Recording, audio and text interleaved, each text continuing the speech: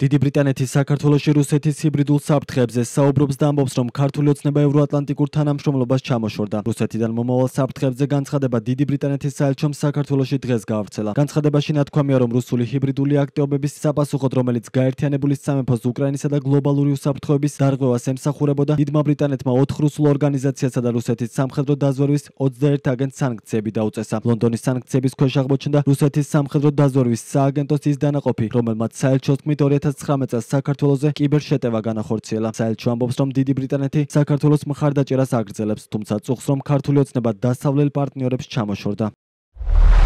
ევროკავშირთან, ნატოსთან და სახელმწიფოების ფართო კოალიციასთან ერთად გაერთიანებულმა სამეფომ გააკრიტიკა რუსეთის უპასუხისმგებლო დამანგრეველი და დესტაბილიზაციის გამომწვევი ჰიბრიდული აქტივობა, მიმართული გაერთიანებული სამეფოს, უკრაინის, ნატოს მოკავშირეებისა და პარტნიორების წინააღმდეგ. გამოვლენილი აქტივობა კიდევ ერთხელ ადასტურებს, რომ ჰიბრიდული შეტევები, მათ შორის კიბერშეტევები და დეზინფორმაციის გავრცელება წარმოადგენენ ევროპის დესტაბილიზაციისა და უკრაინის წინააღმდეგ მიმართული სასტიკი და გაუმართლებელი აგრესიის ომის ფარგლებში რუსეთის კამპანიის ინსტრუმენტებს. 2019 წლის ოქტომბერში საქართველოს გახდა რუსეთის სამხედრო დაზვერვის მხრიდან დამაზიანებელი კიბერშეტევის მსხვერპლი. 2020 წლის თებერვალში გაერთიანებულმა სამეფომ და მისმა პარტნიორებმა გამოავლინეს, რომ ეს შეტევები იყო რუსეთის ხანგრძლივი მტრული დესტაბილიზაციის კამპანიის ნაწილი. გაერთიანებულმა სამეფომ მკაფიოდ განაცხადა, რომ რუსეთის სამხედრო დაზვერვის მიერ განხორციელებული ეს კიბერშეტევები საქართველოს სუვერენიტეტის შესასუსტებლად, შუღლის დასათესად და ქართველი ხალხის ყოველდღიური ცხოვრების შესაფერხებლად იყო მიმართული. გაერთიანებული სამეფო მტკიცედ უჭერს მხარს საქართველოს სუვერენიტეტსა და ტერიტორიულ